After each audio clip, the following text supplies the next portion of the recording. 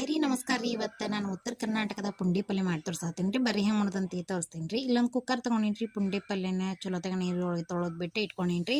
ಈ ಕುಕ್ಕರ್ ಒಳಗೆ ಒಂದು ಸೀಟಿ ಅಥವಾ ಎರಡು ಸೀಟಿ ಆಗುವಷ್ಟು ನಾನು ಕುಕ್ಕರ್ ಹೊಡ್ಸ್ಕೊತೀನಿ. ಅದನ್ನು ನೀರು ಬಸ್ತೆ ಇಲ್ಲೊಂದು ಬೊಗೋನಿಗೆ ಹಾಕಿ ಇಟ್ಕೊಂಡೀನಿ ರೀ. ಇದನ್ನು ಮಗಚ್ಕೊತೀನಿ ರೀ. ಇದನ್ನು ಸಣ್ಣಗೆ ಈ ರೀತಿ ಮಗಚ್ಕೋಬೇಕು ರೀ. ಈಗ ಅದನ್ನು ಗ್ಯಾಸ್ ಮೇಲೆ ಮತ್ತೆ ಕುದಿಯಾಕೆ ಇಡ್ತೀನಿ ರೀ. ಅದಕ್ಕೊಂದು ಗಡ್ಡೆ ಆಗೋಷ್ಟು ಬೆಳ್ಳುಳ್ಳಿ ಹಾಕೋತೀನಿ ರೀ, ಕೊತ್ತಂಬರಿ, ಸ್ವಲ್ಪ ಬೆಲ್ಲ ಹಾಕೋತೀನಿ ರೀ. ಮಸ್ತ್ ಟೇಸ್ಟ್ ಆಗುತ್ತೆ ರೀ ಬೆಲ್ಲ ಹಾಕೊಳ್ಳೋದ್ರಿಂದ.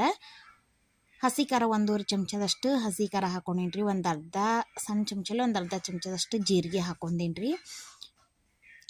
ಸ್ವಲ್ಪ ಅರ್ಶಿನ ಪುಡಿ, ಇದೆಲ್ಲ ಹಾಕೊಂಡು ನೀಟಾಗಿ ಕಾಯಿಸ್ಕೊತೀನಿ ರೀ.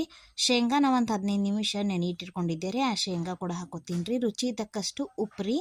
ಇದೆಲ್ಲ ಹಾಕಿ ಒಂದು ಕುದಿಸ್ಕೊಂಡ್ಬಿಟ್ರೆ ಪುಂಡಿ ಪಲ್ಯ ರೆಡಿ ಆತ್ರಿ. ಬಿಸಿ ಬಿಸಿ ಜೋಳದ ರೊಟ್ಟಿ, ಹಕ್ಕರಿಕೆ ಪಲ್ಯ, ಸೌತೆಕಾಯಿ